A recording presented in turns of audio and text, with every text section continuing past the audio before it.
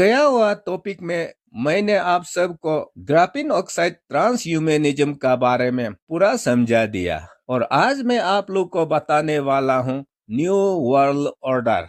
आज जिस दुनिया में रह रहा है वो ओल्ड वर्ल्ड ऑर्डर है, यानी कि पुराना व्यवस्था है। लेकिन आज संसार का इल्यूमिनाटी लोग सारा संसार का जितना भी prime minister, president, king, queen को कंट्रोल करके संसार में एक नया व्यवस्था लाना चाहता है, जिसको इंग्लिश में न्यू वर्ल्ड ऑर्डर कहा जाता है। इस न्यू वर्ल्ड ऑर्डर का बारे में यूएस डॉलर का ऊपर में भी लिख के रखा हुआ है, नोवास ऑर्डो सेक्लोरम। नोवास ऑर्डो सेक्लोरम मतलब new order of the edges.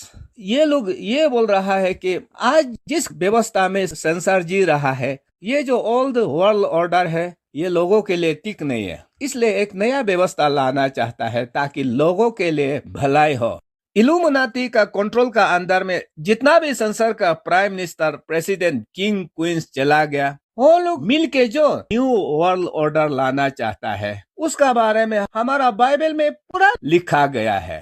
New world order का मतलब संसार में एक सरकार होगा, दुनिया में एक धर्म होगा, दुनिया में एक पैसा होगा। वो जो व्यवस्था, अरेंजमेंट उन लोगों का जरिए लाने वाला है, उसको न्यू वर्ल्ड ऑर्डर कहा जाता है। ये जो न्यू वर्ल्ड ऑर्डर जब आएगा, हो एक सरकार का होगा बोल करके हम लोग का बाइबल में रिविलेशन चैप्टर 13 वर्स 7 में लिखा हुआ है, और उसको मैं आप लोग को पढ़ के सुना देता हूँ। He was given authority over every tribe, people, language and nation. यहाँ ये लिखा गया है कि जब एंटी क्राइस्ट इस संसार में आएंगे, वो अकेला सारा संसार का अधिकार को ले लेगा। हर जनजाति, हर कंट्री कंट्रोल उसका कब्जा में चला जाएगा बोला है। तो यहाँ एक सरकार का बात किया गया है। और दूसरा रिविलेशन चैप्टर 13 वर्स 8 में सारा संसार में एक धर्म होगा, वहाँ लिखा गया है। वहाँ ये लिखा है कि all those who live on the earth will worship him. संसार में जितना भी इंसान उन दिनों में जिएगा, वो सब लोग पूरा का पूरा एंटी क्राइस्ट को पूजा करेगा बोला है, वर्शिप करेगा बोला है। और यहाँ सिर्फ नहीं, रिविलेशन का बुक अलग अलग में भी लिखा हुआ है, लेकिन मैं समझाने के लिए एक बार आपको बता रहा हूँ। तो यहाँ वन वर्ल्ड रिलीजन का बात कर रहा है।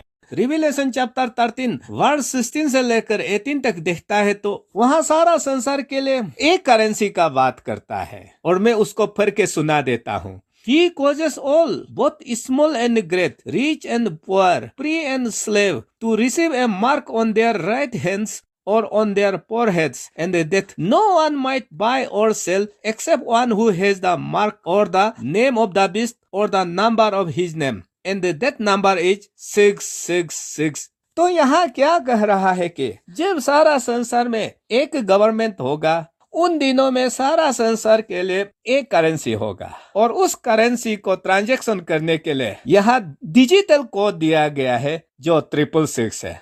यहाँ यह कह रहा है कि जो लोग 666 को अपना राइट हैंड में या फोर हेड में नहीं डाला जाएगा, तो वो मार्केट से खरीदने भी नहीं सकेगा और बिक्री भी नहीं कर सकेगा, वहाँ लिखा है। तो यहाँ ट्रांजैक्शन का ऊपर डिजिटल कंट्रोल का विषय में लिखा हुआ है। तो उन दिनों में जो लोग जिएगा, उन लोग का ट्रांजैक्शन ये 666 से कंट्रोल किया जाएगा। और ये इंटरनेट ऑफ बॉडी का बात कर रहा है। जब आपका शरीर में माइक्रोचिप या नैनो चिप डाला जाएगा, उसके जरिए खरीदना, बिक्री करना कंट्रोल होगा। और उसको पूरा करने के लिए अभी दुनिया में पूरा central bank digital currency programme activate हो चुका है, और ये जल्द सबके लिए यूनिवर्सल होने वाला है। और जब ये न्यू वर्ल्ड ऑर्डर संसार में आएगा, मैंने पहले भी बता चुका है कि दानियल चैप्टर 2 वर्स 41 से लेकर 44 तक आप पढ़ के देखिए। दानियल चैप्टर 7 वर्स 24 से लेकर 27 तक पढ़ के देखिए। रिविलेशन चैप्टर 17 वर्स 12, 13, 14 तक पढ़ के देखिए। वहाँ क्या लिखता है, जब यीशु मसीह इस संसार में सेकंड कमिंग होता है, तो सारा संसार को 10 पावर ब्लॉक में, 10 रीजन में लोग डिवाइड करके एक सरकार का गवर्नमेंट बनाया जाता है। इसी एक सरकार को लाने के लिए संसार में बहुत सा सीक्रेट सोसाइटीज है, डार्क सोसाइटीज है। उसमें से मैं 7 डार्क सोसाइटी को मैं मेंशन करूंगा। नंबर 1 हेल फायर क्लब, वो 18th सेंचुरी में फॉर्म किया गया था। सेकेंड कबाला 12th सेंचुरी में फॉर्म किया गया था। थर्ड नाइस टेम्पलर वो 12th सेंचुरी में फॉर्म किया गया था। फोर्थ रोसीक्रूशियन वो 5th सेंचुरी में फॉर्म किया गया था। Fifth skull and bone society 10th century में फॉर्म किया गया था। और 6 नंबर जो है प्री मेसन वो 18th सेंचुरी में फॉर्म किया गया था। और उसका बाद आखिरी में इल्यूमिनाटी प्री मेसन से बन के आया। ये 7 जो है मेजर शैतान का ऑर्गेनाइजेशन, ये ऑर्गेनाइजेशन लोग मिल करके संसार का जितना भी पॉलिटिशियंस लोग को, इंटेलेक्चुअल लोग को, रिलीजियस लीडर्स को अपना फाइनेंशियल पावर से वो लोग को पूरा उकसाया कि आप लोग ऐसा कुछ करो, सारा संसार एक सरकार में चला जाए, एक धर्म में चला जाए, एक रुपया पैसा करेंसी में चला जाए। पूरा पुश किया। पुश करने का बाद ये जो पॉलिटिशियंस लोग, इंटेलेक्चुअल लोग, रिलीजियस ग्रुप लोग संसार में काम करना शुरू किया कि ये न्यू वर्ल्ड ऑर्डर को कैसे लाना है। तो वो लोग क्या काम किया है, वो लोग संसार में बहुत सा अलग अलग संगठन जन्म दिया गया है। और जिसका सबसे पहला नाम है काउंसिल ऑन फॉरेन रिलेशन, जिसको 1921 में फॉर्म किया गया था। सेकेंड नंबर ट्राइलेटरल कमीशन, जिसको 1973 में फॉर्म किया गया था। 3 नंबर बिल्डरबर्गर्स 1954 में फॉर्म किया गया था। 4 नंबर क्लब ऑफ रोम 1968 में फॉर्म किया गया था। 5 नंबर न्यू एज मूवमेंट 1980 में फॉर्म किया गया था। उसका बाद 6 नंबर वर्ल्ड इकोनॉमिक फोरम, जो अभी मेनली लीड कर रहा है ये न्यू वर्ल्ड ऑर्डर के लिए, वो 1971 में फॉर्म किया गया है। और उसका बाद 7 नंबर में बोहेमियन ग्रुप 1872 में। तो इस संगठन में कौन लोग है, संसार का जितना कॉर्पोरेट लोग, बिलियनर्स लोग, उन लोग का लीडर होता है। जैसे कि अंबानी लोग, रतन टाटा जैसा लोग, बिल गेट लोग, जॉर्ज सोरोस लोग, रिटायर्ड पॉलिटिशियन लोग, रिटायर्ड टॉप ब्यूरोक्रेसी लोग, वहाँ पे मेंबर बन करके सारा संसार को एक सरकार बनाना है, एक धर्म बनाना है, एक पैसा बनाना है कहते हुए ये ऑर्गेनाइजेशन को फॉर्म करके सारा संसार में उन लोग का नेटवर्क इस्टेब्लिश है। और भी ऑर्गेनाइजेशन है जिसको मैं मेंशन नहीं किया गया है, जैसे कि यूएनओ होता है, वर्ल्ड हेल्थ ऑर्गेनाइजेशन होता है। दुनिया का जितना भी देश का prime minister, president, king, queens को वो लोग अपना फाइनेंशियल पावर से कंट्रोल करके ये एक सरकार को लाने के लिए किया जा रहा है। और वो लोग जो बोलेगा वही देश का prime minister, president, king, queen करता है। उन लोग का खिलाफ जा ही नहीं सकता है। जैसे कि हमारा Narendra Modi new world order लोग का प्लान पॉलिसी में नहीं जाएगा, बोल देगा और उसका हिसाब से काम नहीं करेगा, तो नरेंद्र मोदी को तो 1-2 दिन में उसका तख्ता पलट कर दिया जाएगा। ऐसा कई देश में तख्ता पलट कर दिया गया है। रिवॉल्यूशन शुरू करा करके विद इन नो टाइम में मारा जाता है या तख्ता पलट कर दिया जाता है। और वो इल्यूमिनाटी लोग का तो संसार में लगभग 60,000 सोल्जर्स है, जिसको इलाइट सोल्जर बोला जाता है। वो इलाइट सोल्जर लोग का कुछ भी आइडेंटिटी नहीं है। वो लोग ही सारा संसार में जाके जो लोग उन लोगों का इल्यूमिनाटी का प्लान पॉलिसी में नहीं रहेगा तो वो prime minister, president, king, queen को तुरंत शूट करके मार दिया जाता है। तो यहाँ prime minister, president, king, queen लोग भी इल्यूमिनाटी से पूरा डरा हुआ है, जिसका कारण से हाँ में हाँ कहते हुए सारा संसार में पेंडेमिक घोषित करके सभी को तकलीफ दिया गया है। जब ये एक सरकार बनेगा, संसार को कितना हिस्सों में बांटते हुए एक सरकार बनाना है, उसका नक्शा, ड्राइंग, मैप बनाओ द क्लब ऑफ रोम को जिम्मेदारी दे दिया। तो क्लब ऑफ रोम क्या क्या है, 1980 वो आसपास में वो एक बुक पब्लिश करता है। उस बुक में क्लियरली लिखा गया है कि जब एक सरकार होगा, सारा संसार को कितना हिस्सों में बांटते हुए सरकार बनाना है। तो वहाँ क्या लिखता है, regionalisation of the world integrated model. ऐसा वहाँ एक चार्ट बनाया जिसमें सारा संसार का मैप को दिखाते हुए सारा संसार को वहाँ 10 रीजन में, 10 पावर ब्लॉक में डिवाइड करके मैप बनाया है। और मैं उसका नाम को अभी आप लोग को गिना देता हूँ। Number 1 north America. North America में कनाडा, यूएसए, मेक्सिको आता है। सेकेंड नंबर जो है ईस्ट यूरोप। थर्ड नंबर जो है जापान। फोर्थ नंबर जो है Australia, New Zealand, south Africa. Fifth number जो है वेस्ट यूरोप। 6th नंबर जो है साउथ अमेरिका। 7th नंबर जो है north Africa and middle east. 8 number जो है सेंट्रल अफ्रीका।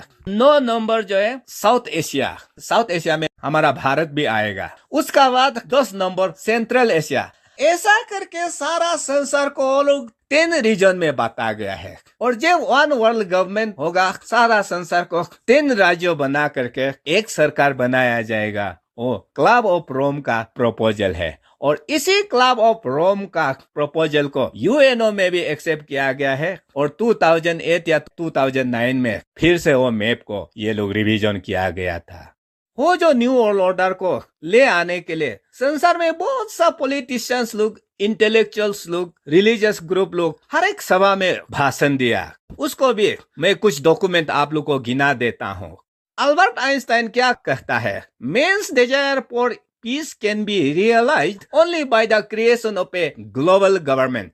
उसका बाद जवाहरलाल नेहरू, उसने क्या कहा? I have long believe the only way peace can be achieved is through world government. उसका बाद Mortimer Adler, world peace is impossible without world government. उसका बाद Charles de Gaulle, nation must unite in a world government or perish. उसका बाद Walter Cronkite, if we are to avoid nuclear catastrophe, a system of world order, preferably a system of world government is mandatory. उसका बाद Robert Mueller, we must move as quickly as possible to a one world government, one world religion under a one world leader. उसका बाद मालाकी Martin तो Catholic का सबसे बड़ा theologian है जो 3-4 PhD ले चुका है। उसने कहा कि the question is not that will there be world government, that is a settled issue, all nations are interdependent, the only question is this, who will rule the coming one world government. तो यहाँ फिर एकदम Bible वाला को मालाकी Martin भी बोला है। सवाल ये नहीं है कि एक सरकार होगा कि नहीं होगा, हो तो होगा, हो तो बन चुका है, वो सेटल हो गया। लेकिन जब वो एक सरकार बनेगा तो उसको कौन चलाएगा? मालाकी मार्टिन बोला है। तो हम लोग का बाइबल में बोला है वो एंटी क्राइस्ट चलाएगा बोला है। उसका बाद 2000 में Henry Kissinger, the world must purge to a new world order or retreat to chaos. उसका बाद ईयर 1994 में नेल्सन मंडेला क्या कहता है? The new world order that is in making must focus on the creation of a world of democracy, peace and prosperity for all. उसका बाद हमारा prime minister Narendra Modi, उसने पार्लियामेंट में क्या कहा था रिसेंटली? कोरोना का बाद संसार में न्यू वर्ल्ड ऑर्डर तैयार होगा, हो आएगा। वो न्यू वर्ल्ड ऑर्डर को कौन शुरू करेगा और कब स्थापित होगा, समय बताएगा, वहाँ पार्लियामेंट में बोला गया था। और उसको टेलीविजन न्यूज में भी दिखाया गया था कि यहाँ हिंदी में क्या लिखा है? पीएम मोदी का संबोधन, क्योंकि न्यूज में बोलते समय हम सीधा फोटो लिया हुआ था। यहाँ क्या लिखा है? कोरोना के बाद नया वर्ल्ड ऑर्डर तैयार होगा और भारत को उस न्यू वर्ल्ड ऑर्डर में शामिल होना ही होना है, उस भाषण में आखिरी में बोला गया था। उसका बाद James Warburg, US senator, we shall have world government whether or not we like it, the question is only whether world government will be achieved by consent or by conquest. तो ये इंसान क्या कहता है? वर्ल्ड गवर्नमेंट तो होगा ही होगा, चाहे या ना चाहे। सवाल सिर्फ इतना है कि ये वन वर्ल्ड गवर्नमेंट को लाने के लिए बातों बातों में यूनिटी से लाया जाए, ना मारा मारी करके लाया जाए। और ये युद्ध करके ये ग्लोबल गवर्नमेंट आएगा बोल करके दानियल चैप्टर 11 वर्स 40 से लेकर 45 तक वहाँ तो बढ़ती लिखा हुआ है। जब एंटी क्राइस्ट पावर में आने के लिए वहाँ बहुत सा कंट्री को तबाह करता है। तो इस न्यू वर्ल्ड ऑर्डर का बारे में हमारा अरुणाचल का राजधानी ईटानगर में भी ऑर्गेनाइज किया गया था एडवोकेट सुबु कोयांग के जरिए। वन वर्ल्ड गवर्नमेंट बनाना है बोल करके उसके लिए वहाँ अवेयरनेस कैंपेन कर रहा है और वहाँ मेंबरशिप भी बढ़ाया जा रहा है कि ये वन वर्ल्ड गवर्नमेंट को जो लोग सपोर्ट करने के लिए इंटरेस्ट है, सारा अरुणाचल से मेंबरशिप लेके उसके लिए काम कर सकता है बोल के ऑफिस भी खुला है। तो इसलिए ये न्यू वर्ल्ड ऑर्डर को लाने के लिए अभी करेंटली हम लोग का समय में क्या हो रहा है, मैंने आप लोग को बताया था ना। एलिसबेली ब्लावास्की को जो लूसीफर का तरफ से आज से 100 साल पहले दर्शन दिया गया था कि ईयर 2020 से लेकर 2030 वो समय वन वर्ल्ड गवर्नमेंट बनाने का टाइम पीरियड होगा और उसका परफेक्ट टाइम 2025 से शुरू होगा, मैंने बताया था। उस काम को पूरा करने के लिए यूएनओ में एक एजेंडा बनाया गया है, यूएन एजेंडा 2021-2030। ये लोग 2021 से लेकर 2030 तक ये एक सरकार को लाने के लिए बहुत सा संसार में काम किया जा रहा है। नंबर 1 है पेंडेमिक। यहाँ कोविड पैंडेमिक को शुरू किया गया था और इस पैंडेमिक का अंदर में और पेंडेमिक लाने वाला है, जिसको मैंने बताया था स्पार्स पेंडेमिक 2025। सेकेंड वो लोग क्या कर रहा है, फोर्थ इंडस्ट्रियल रिवॉल्यूशन 2025। ये जो फोर्थ इंडस्ट्रियल रिवॉल्यूशन को 2025 में शुरू करने के लिए अभी ये लोग क्या कर रहा है, संसार में दमादम दिन रात आर्टिफिशियल इंटेलिजेंस बनाया जा रहा है, रोबोट बनाया जा रहा है। सभी सरकार का काम को रोबोट को सौंपना शुरू हो गया। और हम लोग का इंडिया में जो जयपुर और इंदौर 2 बड़ा शहर है, उसमें ट्रैफिक पुलिस का काम को रोबोट को करके देखने दिया गया था। और एक रोबोट देखा गया है कि 20 ट्रैफिक पुलिस का नौकरी को तुरंत अकेला एक रोबोट खत्म कर रहा है। यानी कि 20 ट्रैफिक पुलिस का काम को अकेला एक रोबोट संभाल सक रहा है। और ऐसा करके वो हर एक शहर में आने वाला है। यहाँ पे रोबोट शुरू कर रहा है फोर्थ इंडस्ट्रियल रिवॉल्यूशन को लाने के लिए। और यहाँ 5G इंटरनेट भी शुरू हो चुका है वो फोर्थ इंडस्ट्रियल रिवॉल्यूशन के लिए। और थर्ड नंबर CBDC का मतलब सेंट्रल बैंक डिजिटल करेंसी। ये लोग संसार का जितना भी रुपया पैसा को सबसे पहले कंट्री का अंदर में डिजिटल करेंसी मैंडेटरी कर रहा है और करने वाला है। आखिरी में जाके वो सब पूरा सेंट्रलाइज हो जाएगा वो न्यू वर्ल्ड ऑर्डर में। तो यहाँ अमेरिका में भी शुरू हो चुका है, यूरोप में भी शुरू हो चुका है, इंडिया में भी शुरू हो चुका है ये सेंट्रल बैंक डिजिटल करेंसी। उसका बाद 4 नंबर जो है इंटरनेट ऑफ बॉडीज। इंसान का शरीर में पूरा माइक्रोचिप या नैनोचिप वैक्सीन के जरिए या कुछ भी करके घुसाने का बाद सभी को इंटरनेट से कंट्रोल करने के लिए इंटरनेट ऑफ बॉडीज संसार में शुरू कर चुका है। और उसका बाद 5वां नंबर में UN सस्टेनेबल डेवलपमेंट गोल 2030। इस सस्टेनेबल डेवलपमेंट गोल 2030 का कागज को मैंने अपना ऑफिस में भी कई बार देखा, मैंने रिसीव किया, स्टडी किया कैसे संसार अलग अलग फील्ड में डेवलप लाते हुए 2030 से एक सरकार शुरू करने का प्रोग्राम को हासिल करने के लिए यहाँ किया जा रहा है, एजेंडा में है। उसका बाद 6 नंबर किसान बिल। यहाँ हम लोग का भारत में जो नरेंद्र मोदी किसान बिल लाया जा रहा था, उस किसान बिल का मकसद था कि सारा किसान को जो खेती बाड़ी कर रहा है उसको पूरा गरीब बनाना। ऐसा गरीब बनाना है कि वो खुद अपना मिट्टी को अंबानी जैसा लोग को, रतन टाटा जैसा लोग को बेचने में मजबूर हो जाएगा और बेच करके वहाँ लेबर बन करके, सर्वेंट बन करके काम किया जाए, इसका मकसद था। और इस किसान बिल को सारा यूरोप कंट्री में भी शुरू हो गया था, कनाडा में भी शुरू हो गया, लेकिन मीडिया नहीं बताया जाता है क्योंकि मीडिया पहले से इल्यूमिनाटी का कंट्रोल में है।